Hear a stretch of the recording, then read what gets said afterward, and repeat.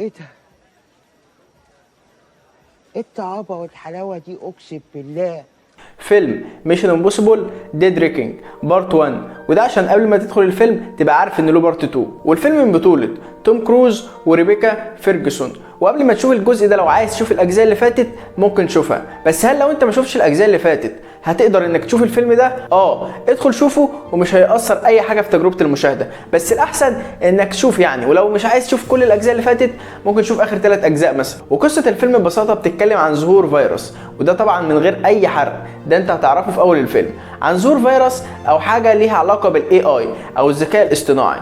والفيروس ده او الاي اي ده بيهدد مستقبل البشريه، ومحدش عارف مين اللي عمله. وعشان تقدر تتحكم في الاي اي ده لازم يبقى معاك مفتاح معين مقسوم على جزئين، بس محدش عارف برضه المفتاح ده بيفتح ايه. ومن هنا بقى بتبدا احداث الفيلم مع مهمه مستحيله جديده. فهل ميشن امبوسيبل الجزء السابع هل فعلا حلو ويستاهل الضجه اللي معموله اليومين دول ولا لا؟ خلينا نشوف.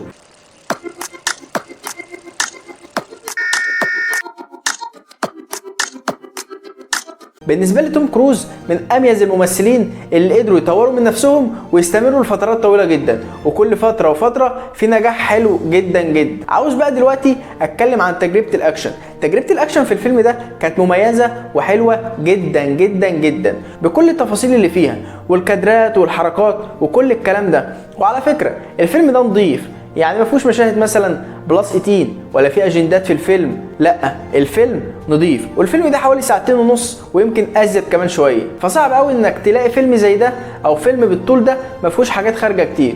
ودي من الحاجات الحلوه جدا جدا اللي قدر يتميز بيها الفيلم ده. الفيلم كان فيه اكشن كتير وده كان ممتع جدا، بس هل الحوارات في الفيلم كانت فعلا ممتعه على قد الاكشن يعني ولا لا؟ And we cannot escape the past. Ethan, this mission of yours is gonna cost. الفيلم افضل حاجه فيه هي الاكشن، يعني ما كانش فيه 10 دقايق بتعدي الا وكان فيه مشهد اكشن، او حتى ما يكملش 10 دقايق الاكشن شغال على مدار الفيلم، واكشن متنفس كويس. والاكشن في الفيلم ده ما كانش مقتصر على مكان واحد، لا كان في اكشن في المطارات واكشن في المطارات وحتى في الشوارع كان في اكشن حلو جدا. والاكشن في الفيلم ده كان متنفس حلو، مش مجرد ضرب وحركات بيعملها توم كروز. وعلى فكره معظم المشاهد او كل مشاهد في الفيلم توم كروز هو اللي بيعملها في الفيلم، والمخرج عرف يبين هو بيعمل ده ازاي. وطبعا اللقطه بتاعت توم كروز اللي تقريبا هي اللي عملت البروباجندا بتاعت الفيلم، اللي هو النطه بيطلع من جبل وبيفتح الباراشوت. المشهد ده حرفيا واحنا قاعدين في السينما كله فضل ساكت، كلنا كنا قاعدين ساكتين مستنيين المشهد ده يخلص، كله كان تحس ان هو مستني ايه اللي بيحصل ده، ايه العظمه دي.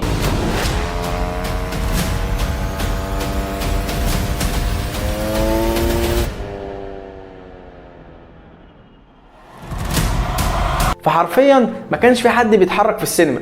ودي نصيحه مني ليك، لو انت دلوقتي ما شفتش الفيلم روح شوفه في السينما، هي تجربه مش هتتكرر كتير. نتكلم دلوقتي عن التصوير والكادرات والاخراج، واللي انت هتحس بالعظمه بتاعتها من اول الفيلم لحد اخر دقيقه في الفيلم، وبالذات اخر نص ساعه. اخر نص ساعه كانت بالنسبه لي اعظم نص ساعه في الفيلم، الاكشن والحركات والاحداث والاثاره كانت حلوه جدا جدا. المخرج كمان ابدع انه يطلع توم كروز حلو جدا، وازاي بيوريك ان توم كروز هو فعلا اللي بيعمل المشاهد دي، مش دوبلير ولا سي جي اي ولا الكلام ده. وعلى فكره الفيلم فيه سي جي اي وكانت حلوه، ما اقدرش اقول لك ان السي جي اي كانت وحشه، وهي مشاهد قليله يعني، بس ما اقدرش اقول لك ان السي جي اي كان وحش او ضعيف، لا المشاهد اللي اتعملت سي جي اي كانت حلوه جدا جدا.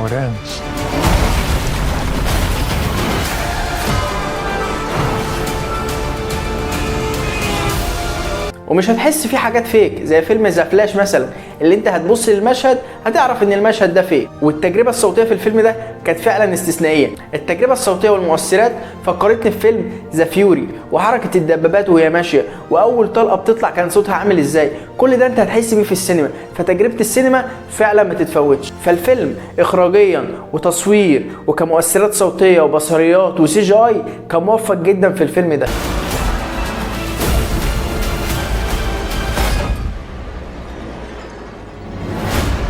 الفيلم ده من احلى الافلام اللي انت هتشوفها في 2023.